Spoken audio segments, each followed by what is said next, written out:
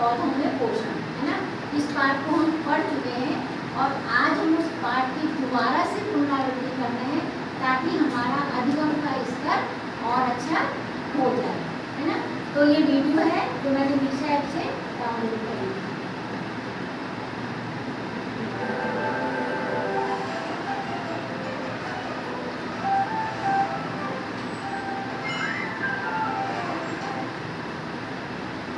पादपों का संसार। नमस्कार दोस्तों, मैं पौधमन हूँ। अरे मेरा नाम सुनकर आप सब हंसने क्यों लग गए हैं? मेरा नाम ही कुछ ऐसा है, सभी हंसने लगते हैं।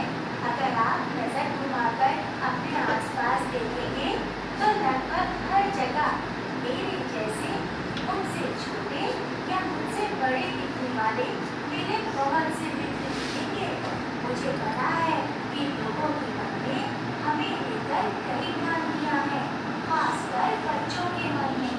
जैसे हम सजीवों की श्रेणी में आते हैं या निर्जीवों की। अगर हम जीवित हैं तो हम बढ़ते कैसे हैं, ऊर्जा कहाँ से प्राप्त करते हैं इत्यादि। इन सभी सवालों के जवाब आज मैं आपको इस वीडियो के पात्रों द्वारा दूंगा। चलिए आपको नीलू और नीलू के घर लेकर चलता हूँ। वो स्कूल से घर पहुँच गई है और आंगन में खेल रही है। इस वीडियो के उद्देश्य है: 1. पादपों में पोषण, 2. पादपों में प्रकाश संश्लेषण। क्या हुआ दीदी, क्या सोच रही हो? इस पेड़ के बारे में। कितना हरा हरा है ये पेड़, इसकी छांव में कितनी ठंडक मिलती है, कितनी ताजी हवा देता है। हाँ दीदी, वह तो है, इसकी पत्तियां भी कितनी हरी हैं। सही कहा नीलू। दीदी, माँ से पूछते हैं कि उन्होंने और पिताजी ने इतना बड़ा पेड़ आंगन में लगाया कैसे होगा। चलते हैं।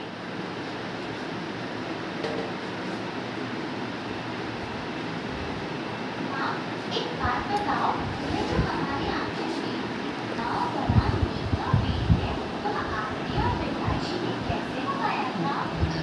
अरे इसे तुम्हारे दादाजी ने बहुत साल पहले लगाया था, तभी एक छोटा सा पौधा रहा होगा। सच माँ?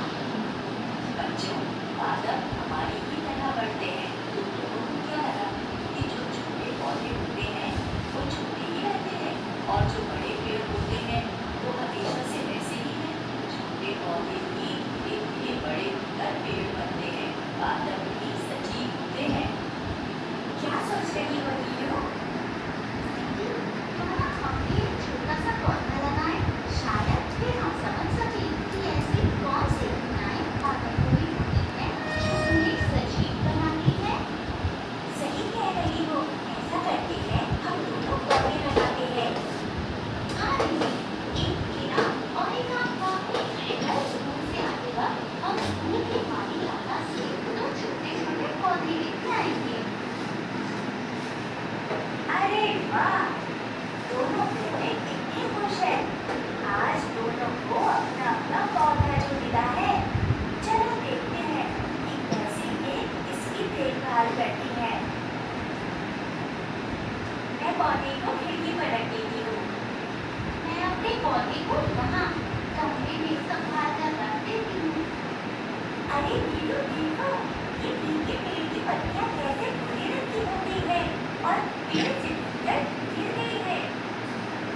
हाँ दीदी, यह ऐसा क्यों है कि जो पत्तियाँ पेड़ पर है वो हरी है और जो टूट के गिर गई है वे भूरी और सूख गई है। ये पादपों की दुनिया की निराली है। दोस्तों, क्या लगता है आप सबको कि दोनों यह पहेली कैसे सुलझाएंगी? अरे नीलू, देखो, माँ आंगन में लगे पेड़ को पानी दे रही है। पेड़ को बढ़ने के लिए पानी की जरूरत होती है। चलो हम भी अपने पौधों को पानी देते हैं। दोस्तों, आपको क्या लगता है, मेरे मित्रों को जिंदा रहने के लिए केवल पानी की आवश्यकता है? चलिए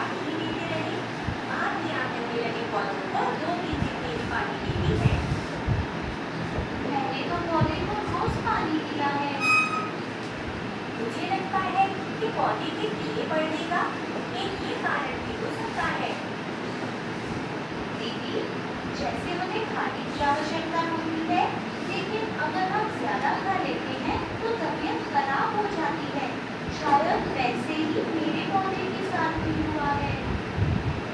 मुझे भी ऐसे ही लगता है। नीलू, तुमने अपने पौधे को कहाँ रखा था? मैंने अपना पौधा कमरे में रखा था। कमरे में तो सूरज की रोशनी पहुँचती ही नहीं। दीदी, क्या सूरज की रोशनी पौधों के लिए आवश्यक होती है? हाँ, तुम देखो, जिस तरफ से सूरज की रोशनी पौधे पर पड़ रही है, उसी तरफ ये ज्यादा झुका है और इसे ताज़ी हवा भी मिल रही है। इसका मतलब है पौधों को पानी, सूरज की रोशनी और ताज़ी हवा की आवश्यकता होती है। तभी हमारे आंगन में लगे पौधे इतने सुंदर और तंदुरुस्त दिखते हैं। बिल्कुल सही कहा नीलू। हवा से याद आया, मैंने अपनी विज्ञान की किताब में पढ़ा था कि हम मनुष्य ऑक्सीजन नामक गैस सांस लेते वक्त अंदर लेते हैं और कार्बन डाइऑक्साइड गैस छोड़ते हैं। दीदी, याद है उस दिन तुम कह रही थी कि हमारा नीम का पेड़ कितनी ताज़ी हवा देता है। हाँ, दीदी, हम ऑक्सीजन लेकर कार्बन डाइऑक्साइड निकालते हैं, तो मतलब पेड़ भी ऐसे ही करते होंगे। हाँ, पौधों को भी जीवित रहने के लिए ऑक्सीजन की आवश्यकता होती है। हालांकि जानवरों के विपरीत पौधों को प्रकाश संश्लेषण के लिए कार्बन डाइऑक्साइड की भी आवश्यकता होती है। हम उन्हें कार्बन डाइऑक्साइड देते हैं जो उनके लिए आवश्यक होती है। अब समझ आया माँ ने आंगन में इतने पेड़ पौधे क्यों लगाए हैं? बिल्कुल दीदी, पादपों के बारे में सब कुछ समझ आ रहा है। इन पत्तियों को देखो तो लगता है इन पर हरा रंग किया गया है। आज ही मास्टर जी ने बताया था कि पत्तियों में एक हरे रंग का वर्णक होता है जिसे क्लोरोफिल कहते हैं। अच्छा, तभी ये पत्तियां हरी दिखती हैं। चलो, कुछ तो मास्टर जी से पता लगा। सही कहा तुमने।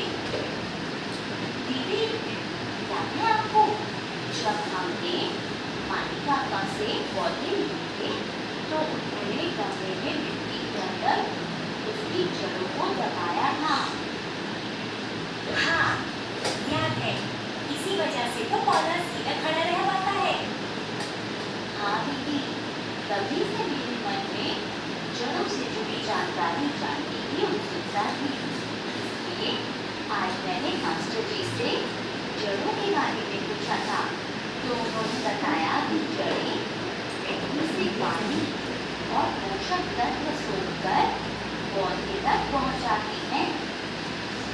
हाँ, सही कह रही हो तुम। ऐसे ही इन पत्तियों की भी बहुत महत्वपूर्ण भूमिका होती है। कितना तुम जान लिया पौधों के बारे में। इन पत्तियों का रहस्य भी सुलझा देती दीदी। नीलू, मेरी विज्ञान की पुस्तक में पादपों पर एक अध्याय है। आजकल मास्टर जी उसी पाठ से जुड़ी जानकारी देते हैं। उस पाठ में पत्तियों के बारे में विस्तृत जानकारी है। ठहर, मैं अभी अपनी किताब लेकर आती हूँ। जी दीदी, जल्दी से लेकर आओ और इस पहेली को सुलझाओ। नीलू सुनो, मैं पढ़कर सुनाती हूँ। क्लोरोफिल सूरज के प्रकाश का संग्रहण करने में पत्तियों की सहायता करता है। उस ऊर्जा का उपयोग जल और कार्बन डाइऑक्साइड से खाने का संश्लेषण यानी सिंथेसाइज करने के लिए होता है। इसीलिए पादपों द्वारा खाना बनाने की क्रिया को प्रकाश संश्लेषण कहते हैं। दीदी, जरा सोचो, इतने दिन से पादपों का निरीक्षण करते करते हमने इनके बारे में इतना कुछ जान लिया। ऐसा लग रहा है हम तो वैज्ञानिक हो गए। अब इस बात से ये पता चलता है कि पादप अपना खाना खुद बनाते हैं, इसीलिए इन्हें स्वपोषी कहते हैं। पादपों को खाना बनाने के लिए पानी